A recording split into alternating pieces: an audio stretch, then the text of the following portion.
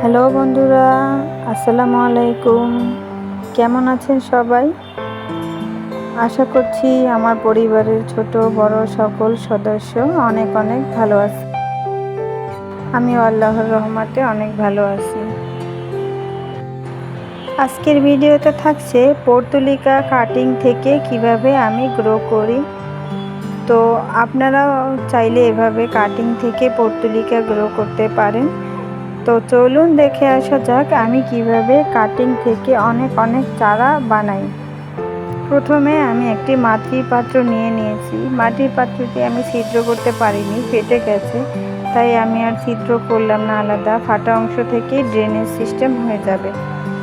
আর কিছু পর্তুলিকার বিভিন্ন ভ্যারাইটি নিয়েছি, সেগুলোকে আমি ছোট ছোট টুকরো করে এভাবে কেটে নিব, যাতে আমি কাটিংগুলো সুন্দর করে বসাতে পারি।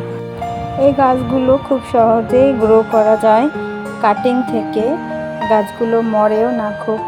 আর এই গাছগুলো যখনই বসাবেন দেখবেন মাটির সাথে বালুর পরিমাণটা যেন বেশি থাকে, কারণ এই গাছগুলো এমনিতে একটু পানির পরিমাণ বেশি থাকে গাছের কাণ্ডতে। তাই যদি আপনি স্যাঁতস্যাঁতে মাটিতে গাছগুলো লাগান তাহলে দেখা যাবে গাছগুলো মরে যাওয়ার সম্ভাবনা থাকে। তাই আমি সবসময় বালু মাটির সাথে মিশিয়ে দেই। আর আপনারা আর একটা জিনিস দিতে পারেন, সেটা হচ্ছে জৈব সার বা গোবর সার, এই দুইটার একটা দিতে পারেন এটার সাথে। মাটির সাথে আমি কিছু হাড়ের গুঁড়ো মিশিয়ে নিয়েছি কিছু চা পাতা, আর নিয়েছি শুধু মাটি আর এক ভাগ বালি, কারণ আমার কাছে গোবর সার ছিল না, সেজন্য।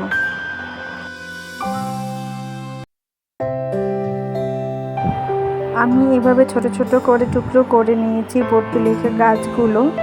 এখন আমি মাটির পাত্রটা মাটি দিয়ে ভরে দেব। মাটিটা আমি আগে থেকে প্রস্তুত করে নিয়েছি, কি কি মিশিয়েছি সেগুলো তো আপনাদেরকে বলেই দিলাম। তো আপনারা এভাবে টিপস ফলো করতে পারেন। তো আমি একটা পাত্রে পানি নিয়ে এটাকে ভিজিয়ে দেব মাটিটা সম্পূর্ণ, কারণ হচ্ছে যখনই আপনি শুকনো মাটিতে গাছগুলো বসাবেন তারপরে পানি দিলে গাছগুলো নড়ে যাবে, ঠিকমতো বসতে চাইবে না। তাই এভাবে মাটিটা যদি আগে থেকে সুন্দর করে ভিজিয়ে নেন তাহলে গাছগুলো খুব সুন্দর করে বসবে। আর আপনাকে 4-5 দিন এখানে আর পানি দিতে হবে না, কারণ এই গাছগুলো বসতে বসতে 4-5 দিন সময় লাগবে। নতুন শাখা যখন বেরিয়ে যাবে, মাটিটা পুরোপুরি শুকিয়ে যাবে, তখনই এখানে আপনারা পানি দিবেন, তা না হলে পানি দেওয়ার কোনো প্রয়োজন নেই। আমি একবারই পানি দিব আর 5 থেকে 6 দিন অপেক্ষা করব।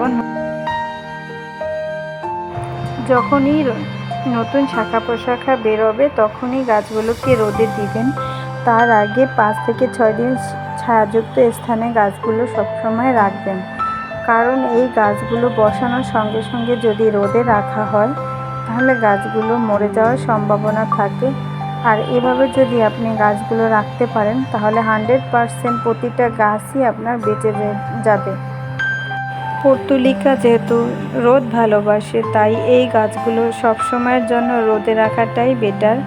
কিন্তু যখন গাছগুলো বসাবেন এই বিষয়টা কিন্তু মাথায় রাখতেই হবে, বাধ্যতামূলক, কারণ গাছগুলো নতুন বসানোর পরে একদমই রোদে রাখা যাবে না।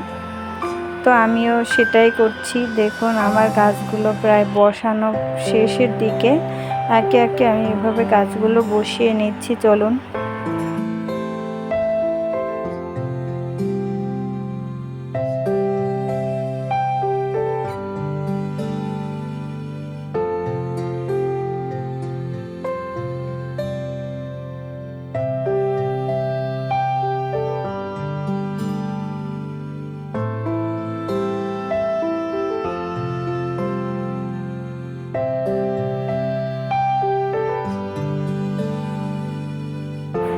আপনারাও চাইলে এভাবে আমার মতো এক থেকে অনেক গাছ বানাতে পারেন।